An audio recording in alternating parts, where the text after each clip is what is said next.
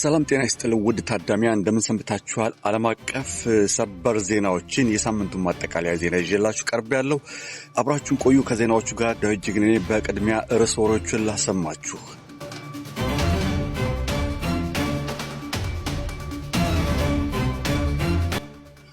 በኢትዮጵያ አንድ የመንገደኞች አውቶቡስ ከደሴ ከተማ ተነስቶ ወደ አዲስ አበባ ጉዞ እያደረገ በደረሰ አደጋ ብዙ ሰዎች መሞታቸው፣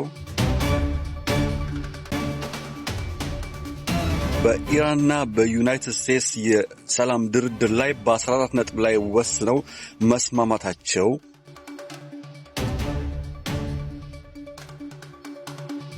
ዩክሬን ወደ ሞስኮ የአንድ የነዳጅ ፋብሪካ ባደረሰችው አደጋ ፍንዳታ እንደደረሰ መነገሩ፣ በኒጀር አየር ማረፊያ ሜየሚ በተባለች ከተማ 35 ሰዎች መገደላቸው፣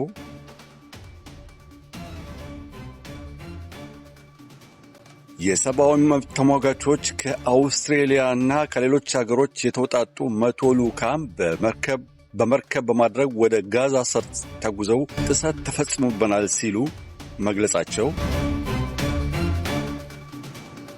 የአሜሪካ ጦር ጀት B2 ተከስክሶ መውደቁና አደጋ መድረሱ የሚሉት ለሰዓቱ ካሉ ዋና ዋና ዜናዎች ይሆናሉ። በመጨረሻም የስፖርት ዜና ይኖረናል። አብራችሁን ቆዩ። እስከ ዜናው ፍጻሜ ድረስ አብሬያችሁን ቆዩ። ዳዊት ጅግኔ ነኝ። ወደ ዝርዝር ዜናዎቹ።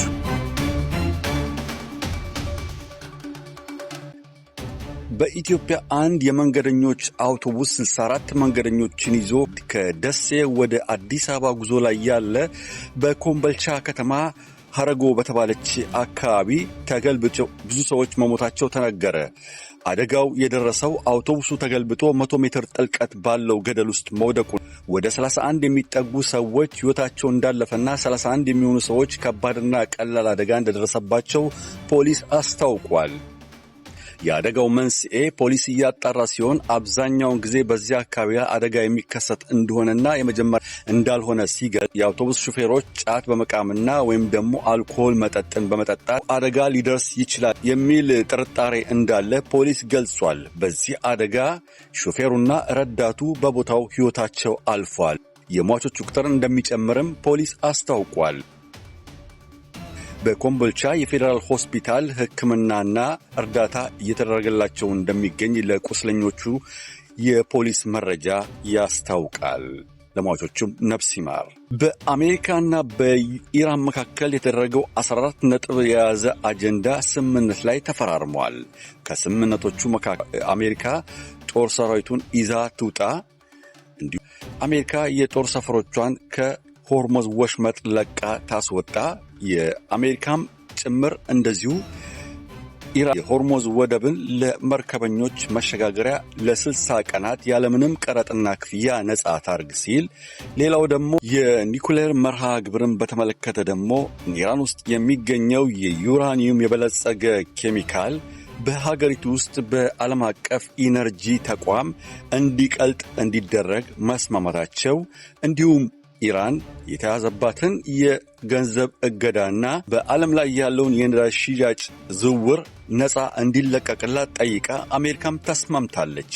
ከዚህ በተረፈ በሊባኖስና እንዲሁም አሜሪካ በምታደርገው ድብደባ ጦርነቱ ሙሉ ለሙሉ እንዲቆምና የሊባኖስ ግጭትም እስከ መጨረሻው ጦርነቱ እንዲያቆም እስራኤልን በመጥቀስ ተናግረዋል። እንግዲህ የመካከለኛው ምስራቅ ፋርስ ባህረ ሰላጤ ጦርነት 14 ነጥቦችን የያዘ ስምምነት ላይ ተፈራርመዋል። ከዚህ በታች ያቀረብኩላችሁ በከፊል ሲሆን ሙሉ አጀንዳውን ወደፊት እየተደራደሩ የሚፈራረሙ ይሆናል። ጅምሩ ጥሩ ነውና መልካም ሰላም፣ ጸጥታ እንዲሆን እንመኛለን። ወደ ቀጣይ ዜና ስናልፍ ዩክሬን ወደ ሞስኮ የላከችው ሮኬት አንድ የነዳጅ ፋብሪካ ክፉኛ በመደብደቡ ጥቁር ጭስ ወደ ሰማይ ሲወጣ በከባድ ሁኔታ ታይቷል። በወቅቱም በጣለው ዝናብ ጥቁር ዝናብ እንደዘነበና ሰዎችም ልብሳቸው ላይ ነጠብጣብ ጥቁር እንዳዩ ተናግረዋል።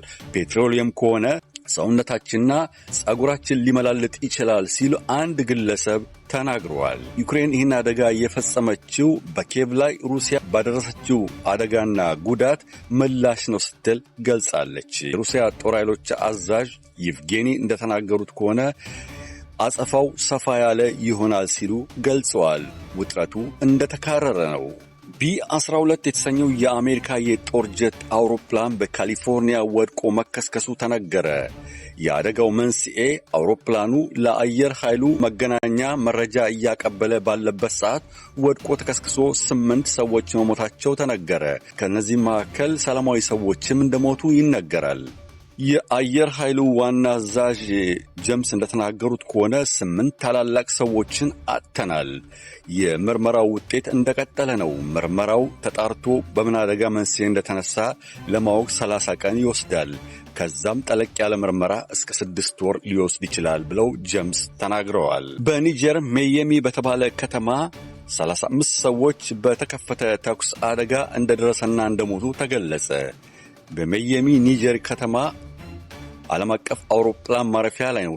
ይህ ፍንዳታ ለጊዜው ምን እንደሆነ ባይታወቅም ግን 35 ሰዎች ከሞቱ በኋላ ጉዳቱ ከፍተኛ እንደመሆኑ መጠን መንስኤው ምን እንደሆነ ለማረጋገጥ ተሞክሯል። አንድ የዜና ወኪል እንደገለጸው ከሆነ ኤል እስላም የተባለ ድርጅት ኃላፊነቱን እንደወሰደ ተነግሯል።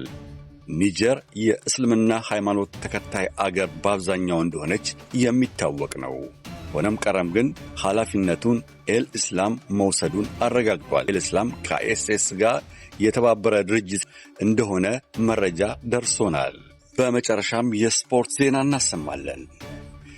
የ2026 የዓለም እግር ኳስ ዋንጫ አሁንም እንደቀጠለ ነው። ጠንካራ ያሉ ቡድኖች ከባድ ፈተና እየገጠማቸው ነው።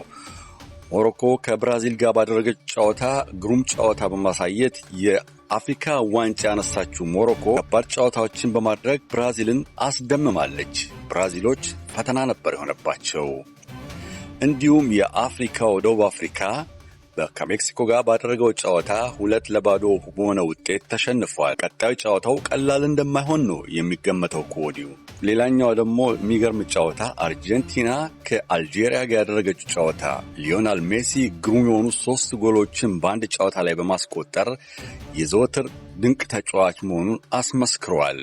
የፖርቹጋሉ ክሪስቲያኖ ሮናልዶ ከኮንጎ ጋር ባደረገው ጨዋታ ቀላል ጨዋታ አልተደረገም። ጨዋታው ከባድ ነበር። ሮናልዶ ግን ምንም እንቅስቃሴ ሳያደርግ አቻ ባቻ በሆነ ውጤት ጨዋታው ተጠናቋል። እንግዲህ በዚህ የዓለም እግር ኳስ ዋንጫ ላይ ጥሩ ጎል አግቢ የወርቅ ጫማ ሲሸለም፣ ጥሩ ግብ ጠባቂ ደግሞ የወርቅ ጓንት እንደሚሸለም ፊፋ አስታውቋል። ይህ ጫማ ሙሉ ለሙሉ ወርቅ ሳይሆን በ24 እና በ18 ከረት የተሰራው የወርቅ ልባድ ሲሆን ሙሉ ለሙሉ ነሐስ ነው። እንዲሁም ጓንቱም እንደዚሁ ሙሉ ለሙሉ ወርቅ አይደለም። ጓንቱና ወርቁ ጫማ ላይ ያለው የወርቅ ግራም ከ5 እስከ 20 ግራም የሚመዝን እንደሆነ ለማወቅ ተችሏል። የዓለም ዋንጫ ትኬቶች ደግሞ ዋጋቸው አነስተኛ የመግቢያ ትኬት $60 ሲሆን እስከ $4000 ድረስ ይደርሳል። እንደ መቀመጫዎቹ ጥራትና ቦታ ማለት ነው።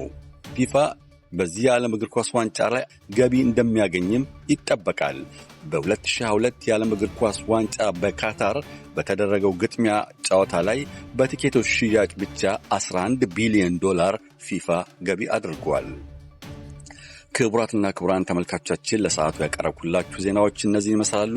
የሳምንቱን አበይት ዜናዎች በዚህ ይፈጸማል። በሌላ ዜና እስክንገናኝ ድረስ አብሬያችሁ ቆዩ። ዳዊት ጅግኔ። መልካም ጊዜ በያላችሁበት። ጤና ይስጥልኝ።